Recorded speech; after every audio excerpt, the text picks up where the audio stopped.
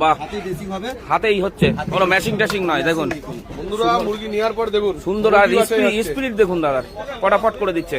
ওদা এরকম রানিং। হ্যাঁ, হ্যাঁ, না হলে কাস্টমার সাথে লাগানো হতো। এই তো মুরগি লাগলে আপনারা দাদার কাছে অবশ্যই চলে আসবেন। তাই তো, দারুন দারুন। দারুন তো। আর চামড়া শুদ্ধ না রাখলে মজা আসে না মাংসকে, কি?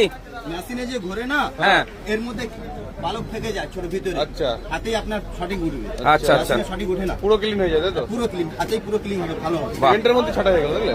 বাহ, তো বন্ধুরা মন্দারমণির দ্বিতীয় দিনে একদম দেশি মুরগি, দেশি এখানকার দেশি মুরগি, আমাদের ওখানকার না। হ্যাঁ, হুম হুম হুম, এখানকার দেশি মুরগি আমাদের ওখানকার না।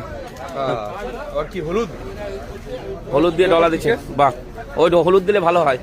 হলুদ দিলে জীবাণুটা নষ্ট হবে। নষ্ট হবে। এবার আমি যে পুড়াবো, পুরানোর জিনিস আবার আগুনের হিট দেওয়া হবে, তাই তো? হিট দিলে ওই গ্যাসটা করবে না, লোম পুড়ার যে গ্যাসটা ওইটা করবে। বাহ, আচ্ছা, মানে হাইজিনিক ব্যাপার।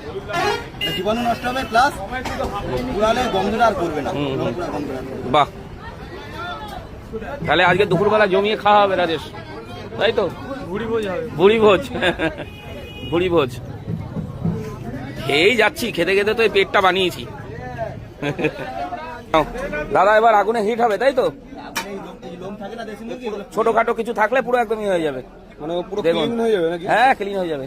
তো ছাল পুড়ে যাবে না তো আবার? না, কিচ্ছু হবে না, কিচ্ছু হবে না, কিচ্ছু হবে না। এগুলো পড়বে না। দেখুন বন্ধুরা, এখন এই দাদা এটা লোম বাছার পরে আগুনে হিট দিয়ে নিচ্ছে। হ্যাঁ আগুনে আবার হলুদ লাগানো রয়েছে। হলুদ লাগানো। বাহ, দারুণ সুন্দর করে ফ্রেশ করে দিল মাংসটা। আর এখানে একটা মোরগ আছে, দেখুন জবরদস্ত মোরগ বসে রয়েছে। পুরো কমপ্লিট হয়ে যাবে নাকি? কমপ্লিট হয়ে যাবে। বাবা, এ তো আবার দেখি ঘ্যাম নিয়ে বসে রয়েছে উপরে।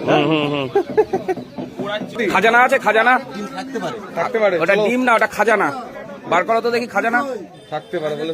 এই আছে, আছে, আছে, আছে, আছে। এই খাজানা আছে। ওই তো দেখি বাদ দাও, এটা নিয়ে আসো। ফাটে না জানো, রেখে দিও খাজানা। ঘন্টু খাবে এটা। ঘন্টু ডিম খাবে আজকে। বাহ বন্ধুরা, পেটের ভিতর কিন্তু খাজানা ভর্তি।